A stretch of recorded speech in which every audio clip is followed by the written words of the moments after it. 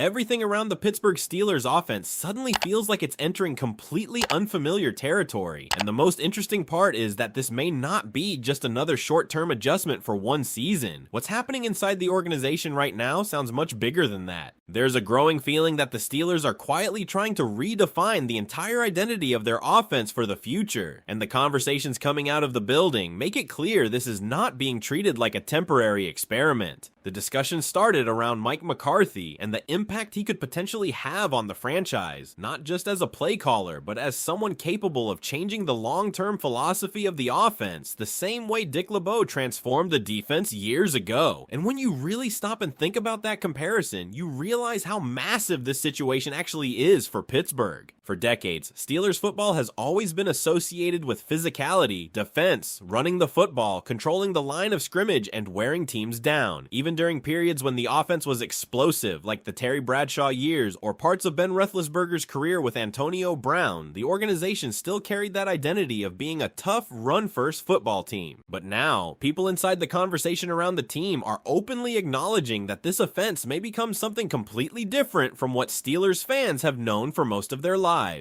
The biggest point being made is that this only matters if it works. If the Steelers change their entire offensive identity and still remain average, nobody will remember this as some historic turning point. It'll just be another failed attempt to modernize the offense. But if this system succeeds, if the Steelers suddenly become known for a dangerous, aggressive, quarterback-centered passing attack, then this could genuinely become one of the most important philosophical changes in franchise history. That's where the comparison to Dick LeBeau becomes fascinating. When LeBeau took over the defense in 2004, the Steelers didn't just become good defensively, they became dominant. Between 2004 and 2012, Pittsburgh finished first in either points allowed, yards allowed, or both in 6 out of 8 seasons. That defense became the standard across the NFL. Of course, personnel mattered tremendously. Players like Casey Hampton, James Farrior, Troy Polamalu, James Harrison, Lamar Woodley, Joey Porter, and Ike Taylor all played enormous roles in that success. But LeBeau was the architect behind the system that made everything work together. Now the question becomes whether Mike McCarthy can create that same type of cultural shift offensively. And honestly, the answer may depend less on this season and more on what happens over the next several years. Right now, the Steelers appear to be laying groundwork. That's the phrase that keeps coming up. Installing principles, installing structure, installing concepts that could survive beyond Mike McCarthy himself. The organization seems to be exploring the possibility of building an offense rooted in modern West Coast principles, heavy passing concepts, spacing, timing, flexibility, and quarterback-driven decision-making. That's a dramatic departure from traditional Steelers football. What makes this even more interesting is the belief that this system could eventually outlive McCarthy. There's already discussion about the possibility that future coaches may simply continue the same offensive philosophy after he's gone. If that happens, then what we're watching right now may actually be the beginning of a new era for the franchise offensively. But there's another important layer here. This transformation probably cannot fully happen until the Steelers find their true long-term franchise quarterback. That's why the Aaron Rodgers situation becomes so important to understand correctly. There's been a lot of negativity surrounding Rodgers returning, both nationally and among parts of the fan base. Some fans are exhausted watching the Steelers continue to rely on aging quarterbacks after already going through the end of Ben Roethlisberger's career and then the Russell Wilson situation. But internally, the feeling seems much different. The Steelers are not acting like Aaron Rodgers is the future. They're acting like he's buying them time. That's the key difference. The organization clearly did not believe the recent quarterback classes offered the right long-term answer. They already experienced what happened when they forced a quarterback decision with Kenny Pickett, and now there's a sense that they refuse to repeat that mistake. Instead of panicking and overcommitting to a quarterback they don't fully believe in, they appear willing to remain competitive while waiting for the right opportunity to eventually land their next true franchise player. And according to the conversations around the team, there simply were not many better options available this offseason than Aaron Rodgers. That doesn't mean everyone has to love the move. Even people discussing the situation admit this is not some exciting dream scenario for Pittsburgh, but there's a major difference between saying the situation isn't ideal and saying the decision itself was wrong, because from the Steelers' perspective, Rodgers gives them the best chance to stay competitive without sacrificing future flexibility. At the same time, the offense around him may already be evolving faster than people realize. There's increasing discussion about how important the tight ends could become in this system. Pat Freiermuth and Darnell Washington are being viewed as extremely valuable pieces because both players can block and function as receiving threats. That flexibility could create serious problems for opposing defenses, especially when Pittsburgh begins mixing personnel groupings and disguising intentions week to week. The Steelers may use heavy 3-receiver sets one week, then suddenly shift toward more 2 tight end formations the next. And because defenses won't know exactly how Pittsburgh plans to attack them each week, that unpredictability itself becomes an advantage. There's also growing attention on how much pressure the offensive line will put on these decisions. If protection struggles, Darnell Washington's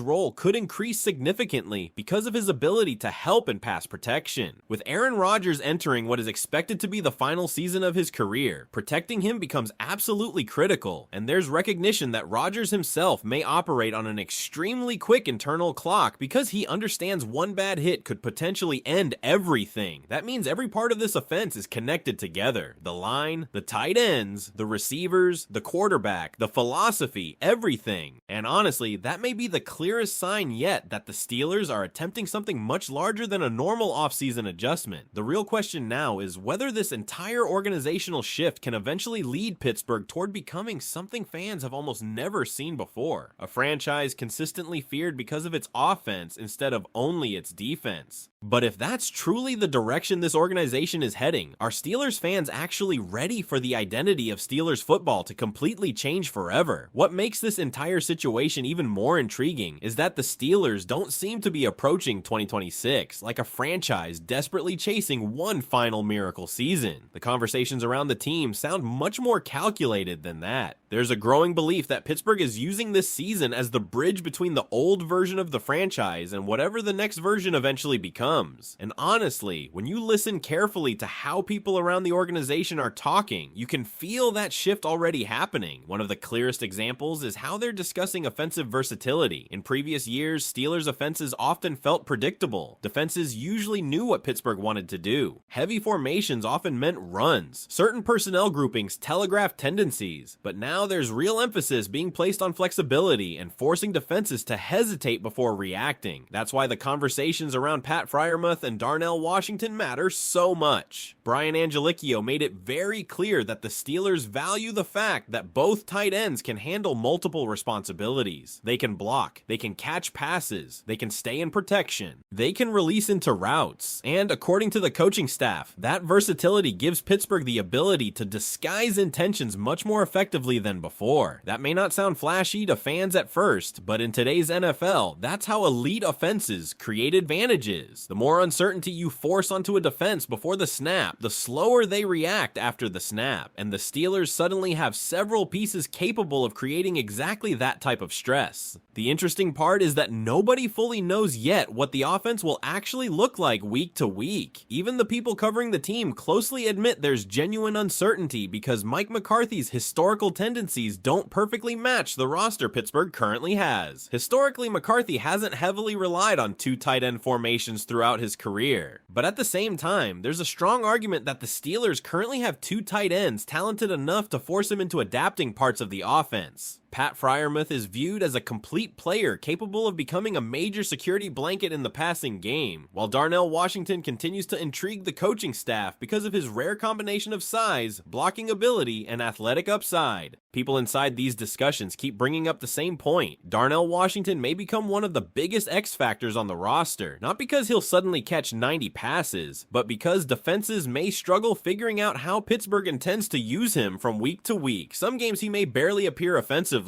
Other games, he could become a major piece of the game plan depending on the matchup. And that unpredictability itself becomes dangerous when combined with the receiving weapons the Steelers are trying to build around. There's also a noticeable belief that DK Metcalf's arrival changes the math for everyone else on the field. The expectation is that defenses will be forced to commit extra attention toward him, which immediately creates opportunities elsewhere. If teams double Metcalf, it opens one-on-one situations for other receivers. If they stay balanced, Metcalf becomes the isolated threat. And once defenses begin stretching themselves trying to handle Pittsburgh's receivers, that's when the tight ends can quietly start hurting teams underneath. That's the vision the Steelers seem to be building toward. But there's another reality everyone keeps acknowledging inside these conversations. None of this works if the offensive line cannot protect Aaron Rodgers. That might actually be the single biggest concern surrounding the entire offense right now. There's recognition that Rodgers at this stage of his career is simply not the same physically mobile quarterback he once was. He's not looking to extend plays endlessly or absorb unnecessary hits. In fact, there's a strong sense that Rodgers may prioritize getting the ball out quickly, almost immediately after the snap, because he understands the risks attached to taking punishment at his age. And the Steelers know that too. That's why the offensive line situation keeps resurfacing in every major discussion about the offense. There are still questions about continuity, questions about development, questions about whether this young group can consistently protect against elite pass rushers. And if they can't, the entire structure of the offense changes instantly. Suddenly, Darnell Washington becomes less of a luxury and more of a necessity. Suddenly, route concepts may need to shorten. Suddenly, extra protectors become mandatory. And suddenly, the offense McCarthy wants to run may not fully resemble the offense he's forced to run. That uncertainty is part of what makes this season so fascinating, because the Steelers are trying to balance two different timelines simultaneously. On one side, they're trying to stay competitive right now with Aaron Rodgers. On the other side, they're attempting to install offensive principles that could shape the franchise long after Rodgers retires. And maybe the clearest evidence of that comes from how they're handling the young quarterbacks behind Rodgers. There's been a lot of confusion among fans who believe Aaron Rodgers returning somehow blocks the development of younger players like Will Howard or Drew Aller. But internally, that doesn't seem to be how the Steelers view the situation at all. The organization appears completely realistic about where those young quarterbacks currently stand. The belief around the team is simple. If Pittsburgh truly believed either quarterback was already viewed internally as the future franchise centerpiece, they would not have been drafted where they were drafted. The Steelers selected them as developmental players, not immediate saviors. That doesn't mean the team dislikes them. In fact, there's genuine curiosity about what Mike McCarthy might be able to develop over time. The Steelers clearly see traits worth working with, but there's a huge